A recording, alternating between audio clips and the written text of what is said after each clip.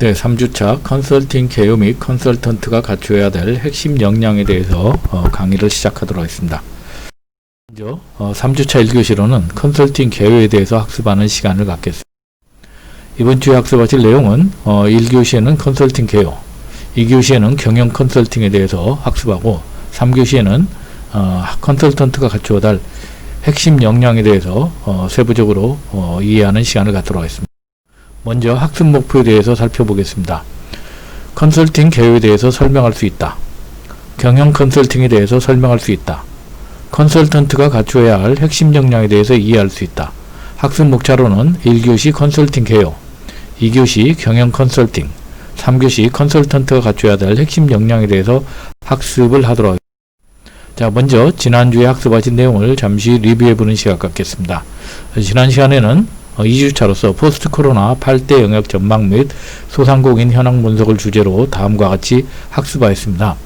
포스트 코로나 변화와 창업 트렌드, 포스트 코로나 유망 8대 영역 전망, 소상공인 현황 분석을 했습니다. 그래서 이번 시간에는 이런 걸 근거로 해서 우리가 직접 우리가 하고자 하는 컨설팅이 어떤 영역이고, 또한 컨설턴트가 해야 될 어떤 전문 영역은 어떤 것이 있고, 컨설턴트의 핵심 역량은 무엇인지 이걸 살펴본 후에, 또 4주차에는 우리가 언택트 시대 소상공인의 생존 전략이라는 주제로 2주차 했던 것을 좀 더 심화하고 좀 더 연구해서 우리가 컨설팅을 할 때 실제로 지금 가장 취약계층인 우리 소상공인의 현황이 무엇이고, 이 사람들의 어떤 부문별로 트렌드는 어떻게 되어 있고, 이 사람들의 어떤 생존 전략을 어떻게 할 건지 여러 연구 보고서 이런 그 자료들을 분석해서 여러분들 같이 생각해 보는 시간을 가질까 합니다.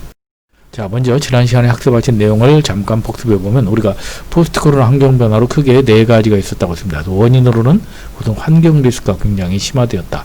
그래서 어떤 지구의 어떤 환경 파괴 이런 것들, 그 다음에 신자유주의로 해서 돈으로 모든 그 시장을 어떤 관리할 수 있다는 이런 어떤 신자유주의, 그 다음에 이제 우리가 전세가 하나로 통합된 어떤 글로벌화, 그 다음에 포노사피엔스, 우리가 인간이 어떤 그 핸드폰으로 모든 그 사회를 다스릴 수 있다거나 어떤 스마트 인간화, 이런 것들이 원인이 되면서 우리가 결과로는 결국 코로나 오면서 우리가 이제 환경 리스크가 심화되면서 위험이 일상화가 되었고, 그 다음에 신자유주의로 인해서 우리가 이제 세계 경제가 굉장히 거품도 끼고 극심한 어떤 그 경쟁, 그 다음에 격차 사회가 되면서 경제가 오히려 쇠퇴가 되었고, 글로벌화로 인해서 우리가 코로나로 인해서 이제는 다시 로컬라이제이션, 지역화로 되었고, 다음에 포노사피엔스로 인해서 이제 앞으로 이제 우리가 언택트 시대에 있어서 그동안에 이제 디지털의 중요성을 알았지만 이제 디지털 시대로 전환이 되는 게 굉장히 심화될 것으로 예상이 됩니다. 자, 그래서 우리가 이제 또 2교시에는 포스트 코로나 소상공인 창업 트렌드에 대해서 좀 학습을 했었습니다. 그래서 잠깐 보시면 우선 그린 테마라는 창업이 상당히 눈에 띈다. 그래서 이제 그린 소비가 창업 시장의 그린 테마로 해서 건강한 한 끼, 그다음에 이제 자연주의에 대한 이런 것들이 우리가 이제 트렌드로 하면서 최근에 이제 이런 것들이 많이 그 활성화되고 있다. 이제 건강에 대한 사람들이 굉장히 중시를 하게 된 거죠. 그다음 두 번째는 이제 우리가 리틀 포레스트형 창업이라 해서 이제 김태리 주연의 리틀 포레스트와 같은, 우리가 이제 도시에서 탈출해서 농촌에서 거주하면서 거기에서 나온 텃밭에서 나오는 그런 싱싱한 먹거리, 어떤 그 유기농 이런 그 먹거리와 어떤 그 내가 어떤 힐링하는 공간을 만들어서 하는 그런 어떤 그 자급자족형 이런 창업들이 또 최근에 떠오르고 있다. 세 번째는 언택트 컨텐츠형 창업. 그래서 이제 지금 이제 우리가 공간에서 어떤 것을 진행할 수 없다 보니까 본인들이 가지고 있던 재능이나 어떤 이런 그 컨텐츠 이런 것들을 우리가 이제 랜선이나 이런 그 온라인을 통해서 우리가 이제 컨텐츠를 제공할 수 있는 이런 것들이 이제 굉장히 활성화가 되고 있다고 말씀드렸습니다. 네 번째는 이제 또 이제 사람들이 이제 최근에 이제 집에서 많이 이제 우리가 홈코노미라고 하면서 이제 집에서 많이 사람들이 머무르면서 집안에서 직접 어떤 뭐 예를 들어서 빙수도 만들고 커피도 직접 만들고 본인이 가구도 제작하는 이런 핸드메이드 창업, 그래서 핸드메이드에 대한 DIY에 대한 관심이 많아지면서 핸드메이드 창업이 좀 대세로 떠오르고 있다. 다섯 번째는 또 이제 플랫폼 창업, 뭐 이미 최근에 뭐 트렌드죠. 플랫폼 창업도 꾸준히 지금 트렌드로 떠오르고 있고, 여섯 번째는 이제 구독 경제가 뜬다고 말씀드렸죠. 이제 구독 경제라는 것은 우리가 이제 떠오른 이유는 과거에는 사람들이 소유하던 것을 이제는 경험하는 것으로 트렌드가 바뀌었고, 특히 주 소비층인 밀레니얼 세대들의 특징이 굉장히 어떤 오래 가지고 있는 것에 실증을 느끼고 본인들이 주로 소비하는 어떤 그 주 소비 타겟을 바로바로 어떤 그 변화하기 때문에 여기에 따른 밀레니얼 세대를 공략하는 거에도 구독 경제가 맞다. 그리고 트렌드들이 빠르게 변하고 있다. 그리고 사람들이 이제 결정 장애라는 것이 있어서 큐레이션 기능에 대한 수요. 어떤 데가 내가 옷을 입을 때 아니면 무슨 어떤 걸 예를 들어서 소비를 할 때 이런 것들을 내가 몇 가지를 선택해 주면 거기서 고르는 이런 어떤 구독 경제가 떠오르고 있고, 그리고 이런 것들이 전 세계적으로 약 한 600조 시장으로 굉장히 커지고 있다고 말씀을 드렸습니다. 자, 그리고 또 노마진 창업이 뜨고 있다. 그래서 과거에 프랜차이즈면은 많은 어떤 고액 어떤 인테리어 그 비용, 그 다음에 가맹비 이런 것들이 있었는데, 최근에는 이제 가맹점주를 그냥 유치하기 어렵다 보니까 이제 노마진 창업을 통해서 먼저 시장을 선점하는 이런 마케팅 창업도 떠오르고 있다. 그래서 제가 그때 말씀드렸죠. 포스트 코로나로 인해서 소상공인 창업 시장은 그만큼 어려워졌고, 저 골드바에 우리가 정확하게 타겟팅을 하는 것은 우리가 이제 트렌드도 이해해야 되겠지만 어떤 본인의 적성, 또 본인의 어떤 자금력, 여러 가지 어떤 본인의 경험 이런 것들이 맞아 떨어졌을 때 우리가 소상공인으로 성공할 수 있는, 그만큼 환경은 과거보다 더 어려워졌다고 말씀을 드릴 수가 있습니다. 자, 그래서 이제 우리가 세 번째 시간에 소상공인 업종별 BSI 추이를 보니까 우리가 전반적으로 여러분들이 보시는 바와 같이 2020년 1월에 비해서 굉장히 이제 업종별 BSI가 굉장히 줄어들었죠. 특히 2020년 3월에는 거의 3분의 1 정도로 줄어들 만큼 줄어들었다가 7월도 6월도에 이제 많이 회복한 것은 제가 그때도 강의 때 말씀드렸지만은 이제 기본적으로 이제 재난지원금이 있어서 많이 회복이 됐는데, 최근에 이번에 2차 재난지원금이 좀 아쉽게도 많은 국민들의 어떤 기대에 부응하지 못하고 이제 선별 지원으로 받게 되는데, 과연 이게 과연 얼마나 이제 소상공인에게 또 어떤 경기 활성화에 도움이 될지 그건 지켜봐야 될 것 같습니다. 자, 그러면 이제 우리 3주차를 들어가면서 제가 먼저 빙산을 보여드립니다. 최근에 여러분들이 북극, 남극에 어떤 빙산이 빠르게 녹고 있다고 하는데, 실질적으로 빙산은 이렇게 우리가 잘 아시는 바와 같이 보여주는, 수면 위에 보여주는 것은 10%, 수면 아래에 보이지 않는 건 90%라고 합니다. 그럼 여러분들이 컨설팅을 하러 가면은 대부분의 여러분들이 보실 수 있는 것은 수면에 드러난 10%만 봅니다. 그런데 실질적으로 그 회사들의 문제점은 바로 수면 아래에 있는 90%에 다 있다는 거죠. 그런데 우리가 컨설팅을 저는 몇 번 해보지 않았습니다만, 대부분의 컨설턴트들이 눈에 보이는 저 빙산을 보고 이 회사의 문제점을 내가 쉽게 해결할 수 있다고 접근해서 고객의 만족도가 많이 떨어지는데, 컨설팅이라는 것은 실질적으로 10%에 보여지는 어떤 현상보다 보이지 않는 90%를 보고 거기에서 문제점과 해결책을 찾아내는 능력이 진정한 컨설팅 능력이라는 걸 생각하면서 우리가 컨설팅에 대해서 생각해보는 시간.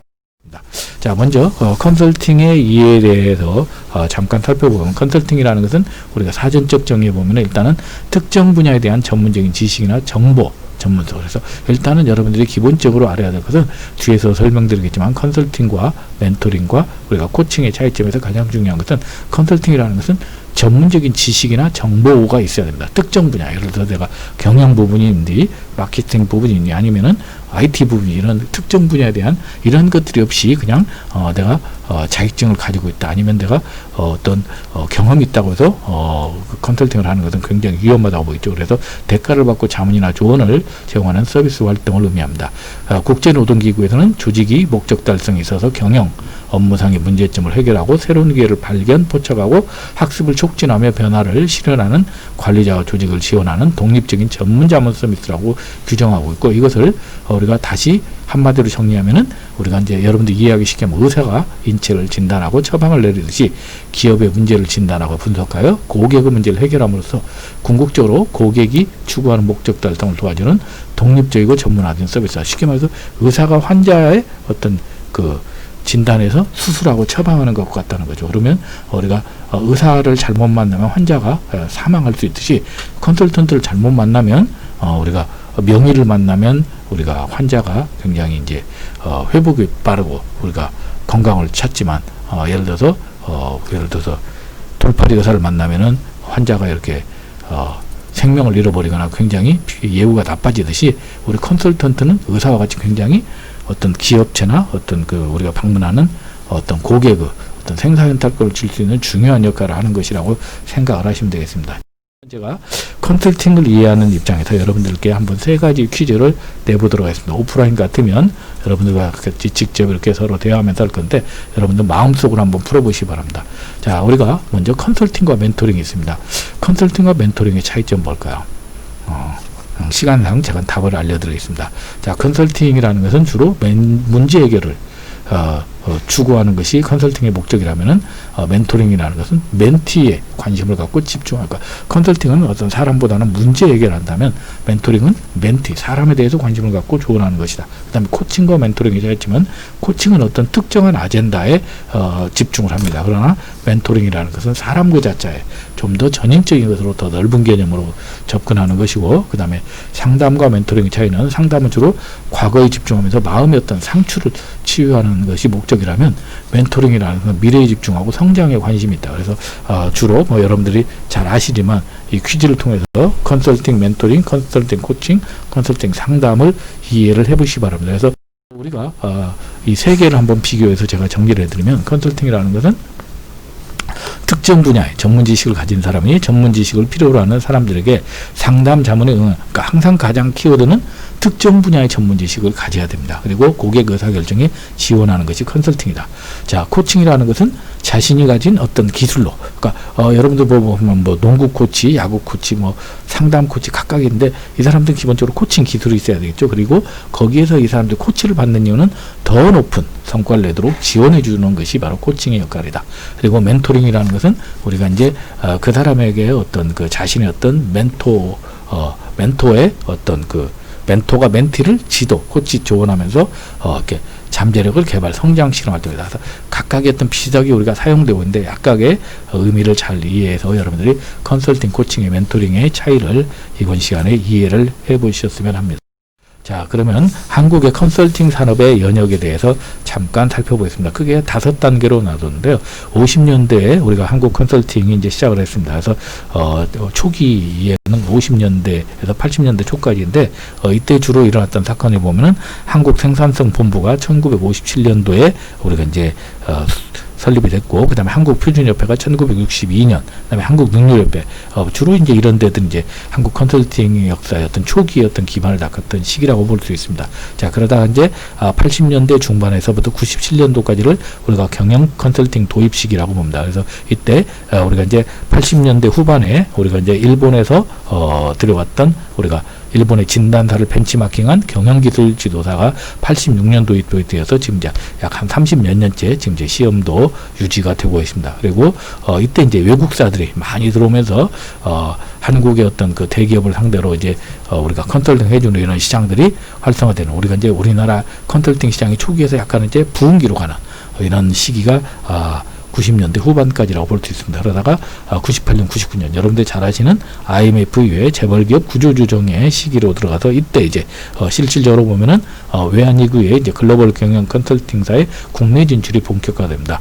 제가 근무했던 교보생명도 2000년대 초반에 우리가 맥킨지라는 베인앤컴퍼니라는 회사에서 와서 약 한 4년 정도 컨설팅을 해서 그때 굉장히 체질을 개선했던 그런 기억인데, 이때처럼 우리가 이제 구조조정이 이제 활성화됐던 게 98년도, 99년도고, 그 다음 2000년도부터 2002년도까지 이제 우리나라가 이제 그 닷컴 이제 우리가 이제 그 우리가 정보 기술 특수에 의해서 IT 컨설팅의 기관 약진이 되는 이런 시기가 있었고, 그다음에 2003년도부터는 이제 대기업 전략 컨설팅으로 약진한 어떤 성장 전략 특수가 많이 반영이 되는, 그래서 특히 이제 우리나라로 보면은 2008년도에 컨설팅 대학원이나 R&D 센터의 사업이 시작되었고, 그 다음에 2008년 이후에 정책 사업 및 전문직 서비스의 컨설팅 융복합이 확산되는, 실질적으로 지금 이제 컨설팅이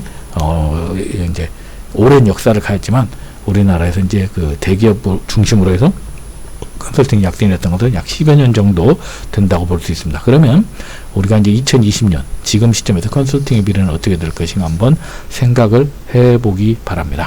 자, 그러면 이제 한국의 컨설팅 시장의 구조를 보면은 우리가 이제 크게 대기업 중심의 시장이 있고, 그 다음에 공공기관, 중견기업의 시장이 있고, 그 다음에 중소기업 시장이 있습니다. 그런데 이제 우리 강의를 듣는 대다수의 우리 이제 원우님들은 되게 이제 중소기업을 대상으로 하는 어떤 컨설팅을 하시는 분들이 많을 건데, 실질적으로 시장 규모를 보면은 대기업이나 대기업 시장이 가장 크고, 이 대기업 시장은 되게 글로벌 우리가 컨설팅 회사라든지 아니면 이제 우리나라의 어떤 대부분 이제 대기업을 상대하는 이제 회계법인이라든지 이런 로컬 회사보다는 아무래도 이제 글로벌 회사들이 되게 시장을 차지하고 있고, 이제 공공 중견기업 등은 그나마 이제 또 뭐 능률협회라든지 생산성본부 이런 데에서 차지하고 있고, 대부분 우리가 알고 있는 컨설턴트들은 중소기업을 상대로 하고 있는데, 실제로 이제 중소기업 시장은 굉장히 규모도 적을 뿐만 아니라 굉장히 또 이렇게 열악하기 때문에 한국 컨설팅 시장 구조가 이렇게 굉장히 양극화되었고 격차가 심한, 좀 아직까지는 굉장히 좀 정상적으로 성장되고 있는 시장이라고 말씀을 드릴 수가 있습니다.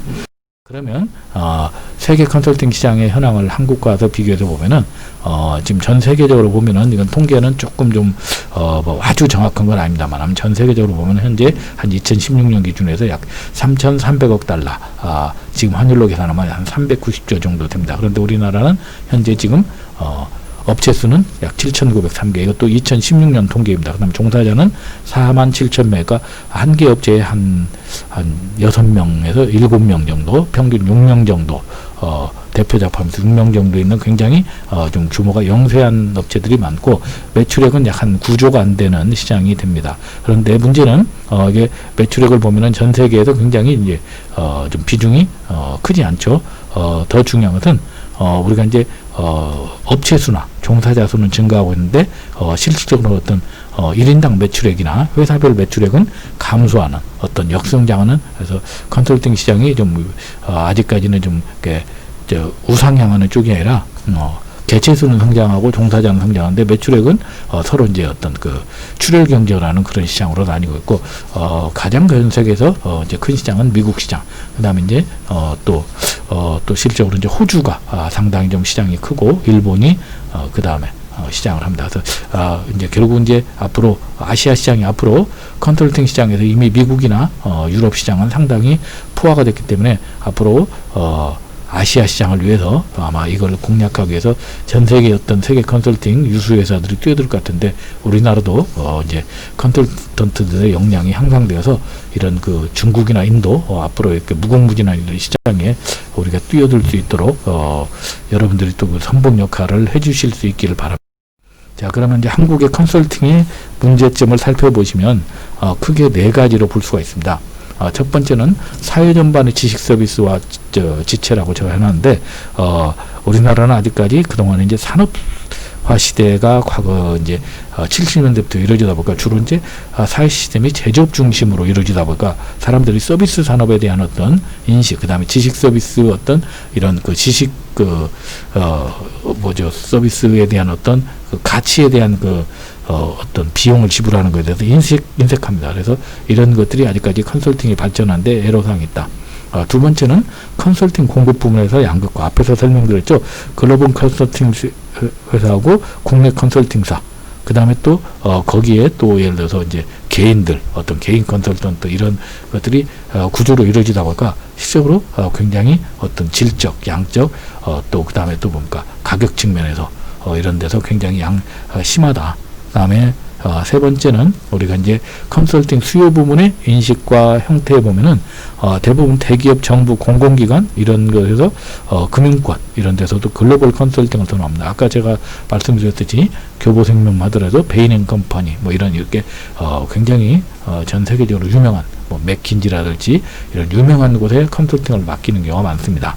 그런데 중소기업 부문의 어떤 컨설팅 인식 미흡 및 컨설팅의 어떤 회피, 또 중소기업을 운영하거나 우리 소상공인 같은 경우는 컨설팅 받아서 뭐 하느냐, 결국은 돈 낭비, 시간 낭비냐, 이런 부정적인 인식이 굉장히 많습니다.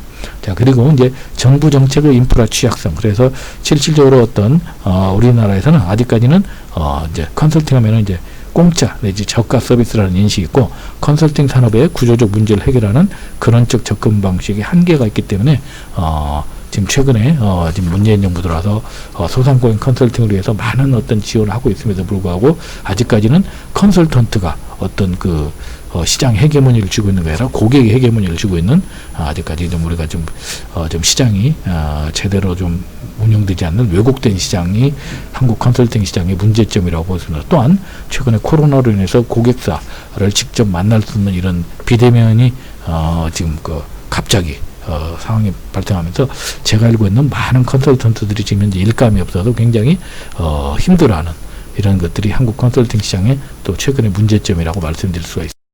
자, 그러면 한국 컨설팅의 전망을 보면은 우리가 이제 컨설팅 산업이 성장하기 위해서는 기본적으로 지식 서비스 산업 중 고성장 분야로 가야 됩니다. 그래서 이제 미국 등 선진국이나 개발도상국으로 좀 확산된, 아까 제가 특히 우리가 아시아 지역, 중국이나 이렇게 인도 이런 쪽에 어떤 앞으로 컨설팅 그 수요가 많을 것으로 예상되기 때문에 여기에 맞는 어떤 지식 서비스 산업 중 이런 거에 대한 전문 컨설턴트를 양성해야 될 필요가 있고, 그 다음에 글로벌 기업 환경이 변화되면서 이제는 그린, CSR, 뭐 디자인, 기술 이런 것들 융복합되는 어떤 전문가가 필요하다. 그리고 지식 전문화 및 네트워크화 시대로 인해서 지적재산권 전문가 협업과 네트워크형 대형화 이런 것들을 할 수 있는 그런 어떤 컨설팅 시장이 앞으로 전망은 굉장히 좋은데, 문제는 여기에 대한 인프라, 인력 이런 것들이 아직까지는 따라가지 못하는 게 좀 아쉽다고 말씀을 드릴 수가 있습니다.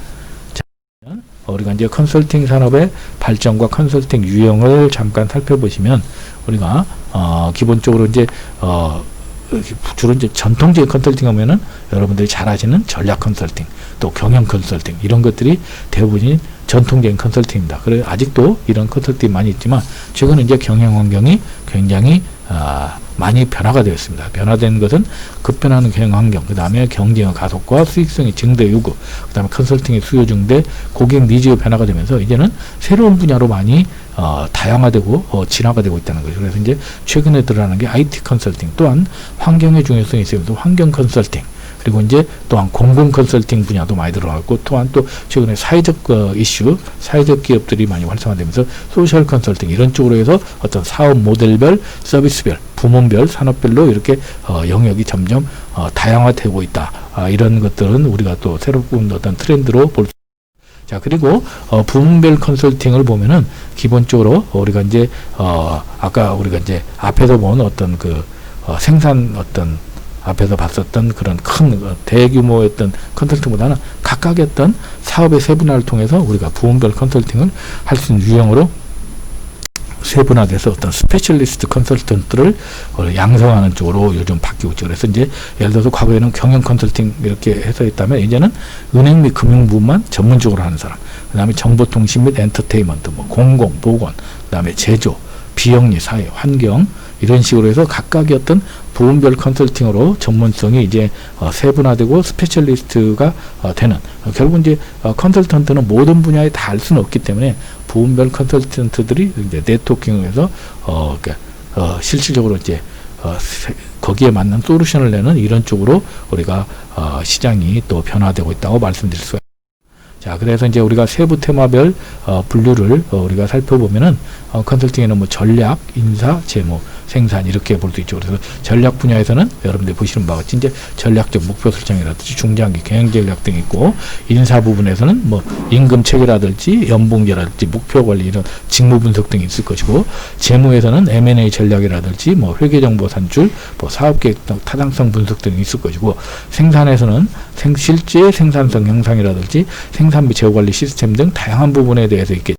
그리고 이제 마케팅 부분에서는 뭐 시장 분석이랄지 브랜드 전략 수립, 또 판촉 전략 등이 있을 것이고, 조직 운영에서는 조직 운영 관리라든지 또 생산성 향상, 가치 사슬 및 성과 시스템 구축 등이 있을 것이고, 정보화에서는 ERP 구축 모델 설정이라든지 이 비즈니스 도입을 위한 업무 표준화 컨설팅 등이 있을 것이고, 기타에는 뭐 자금 조달, 뭐 인증 컨설팅 등이 있습니다. 그래서 여러분들이 우리가 첫 시간에 배웠던 우리가 경영지도사에 이렇게 마케팅, 뭐 예를 들어서 생산, 예를 들어 노무, 뭐 인사 이렇게 우리가 이렇게 나누어졌던 것처럼 실제로 우리가 컨설팅의 세부 테마도 이렇게 각각의 분야별로 해서 여러분들이 각각의 본인이 자신감 있고 또 그쪽에 또 전문성 있고 경험 있는 그런 쪽으로 우리가 컨설턴트를 또 대비하시는 것도 하나의 전략이라고 생각이 됩니다. 자, 그래서 이제 컨설팅 프로세스는 우리가 이제 한국능력협회에서 보면은 이렇게 6단계로 구성이 되어 있습니다. 팀 구축, 팀 작업 구축 계획, 현장 분석, 가설 설정과 검증, 해결 방안 강구, 그 다음에 실행 계획 수립, 실행으로 되어 있는데, 제가 볼 때는 아마 이거보다는 뒤에서 우리는 아마 우리가 밀란의 컨설팅 프로세스 5단계가 훨씬 아마 우리 일반 개인 컨설턴트는 맞지 않을까. 그래서 대부분 어떤 본인이 어떤 프로젝트를 착수해서 거기에 가서 그 기업을 진단하고 실행 계획을 수립하고 실행하고 종료하는 이런 프로세스로 가는 것이 아마 일반적인 우리 일반적인 개인 컨설턴트의 어떤 프로세스가 아닐까 합니다. 자, 그래서 이제 우리가 컨설팅 플랫폼으로는 중소벤처부 비즈니스 지원단이란 제가 하이퍼링크를 지금 해놨습니다. 그런데 이제 우리가 이 동영상 촬영에서는 하이퍼링크를 하게 되면은 동영상이 멈추기 때문에 제가 여기서는 시연을 하지 않고 여러분들께서 나중에 시간이 되시면 들어가셔서 각각의 정보를 봐주시기 바랍니다. 그래서 먼저 여기에서는 등록을 하는데 연중 수시 현재 한 2,200명 정도의 컨설턴트들이 지금 등록이 되어 있고 주로 이제 한국경영기술지도사회나 한국스마트 컨설팅 협회에서 운영을 하고 있다. 상담은 보통 분야별 전문가들이 하는데 2,200명 대상으로서 이제 일거리를 주겠죠. 그래서 주 1회 정도 한다고 보면은 맨데이 하루 하게 되면 한 20만 원 정도 각각의 어떤 등급에 따라 차이가 있겠죠. 그다음에 현장 클리닉 어떤 현장에 가서 이제 지도해주는 이런 것들은 하루에 한 35만 원 정도 받고 보통 한 3일에서 한 7일 정도 이렇게 한 업체에 가서 하는 거죠. 그리고 기업당 연간 5회까지 할 수 있는 이런 것으로 되어 있으니까 여러분들이 자신의 어떤 전문 분야를 정해서 중소벤처부 비즈니스 지원단에 여러분들이 컨설팅 플랫폼에 여러분들을 등록하는 것도 하나의 방법이 될 그리고 컨설팅 플랫폼으로는 우리가 소상공인시장진흥공단이랄지 한국능률협회, 한국생산성본부에 가서 여러분들이 들어가셔서 여기를 활용하는 방법도 있겠죠. 그래서 각각의 사이트는 링크가 걸려 있으니까 여러분들이 여기에 들어가서 한번 접속해서 사이트를 한번 확인을 해보시기 바랍니다. 그리고 컨설팅 관련 구글링으로는 이제 기업마당이라는 곳이 있습니다. 그래서 여기는 중소기업 지원 내용들이 주로 나와 있고 또 우리가 이제 컨설팅을 하기 위해서는 각각의 통계에 대해서 제대로 아실 필요가 있겠죠. 그래서 국가 통계 포털도 여러분들 하이퍼링크가 되어 있으니까 들어가서 한번 각각의 정보를 최신 정보, 특히 통계 같은 자료를 활용할 때는 각각의 최신 정보를 활용하시는 게 중요하다. 그리고 또 경제 통계 시스템은 이제 한국은행 사이트에 들어가시면 되고 금융감독원이나 우리가 전자공 시스템에 들어가서 외관법인 같은 경우는 감사보고서, 사업보고서를 여러분들 보셔야 됩니다. 그래서 금융감독원 전자공시 시스템을 또 활용하시면 되겠습니다. 그 다음에 또 이제 금융권 관련돼서 금융경제연구 보고서 같은 경우는 하나금융경영연구소 이런데 물론 이외에도 여러분들 비슷한 사이트들이 많이 있기 때문에 여러분들이 자주 가는 사이트를 하이퍼링크해서 항상 여러분들이 잘 정보, 그러니까 우리가 이제 좋은 정보를 수집하고 최신 정보를 전달하는 것도 컨설턴트로도 중요한 역할이기 때문에 여러분들께서 그걸 잘 활용해서 하시기 바랍니다. 이상으로 1교시 마치겠습니다.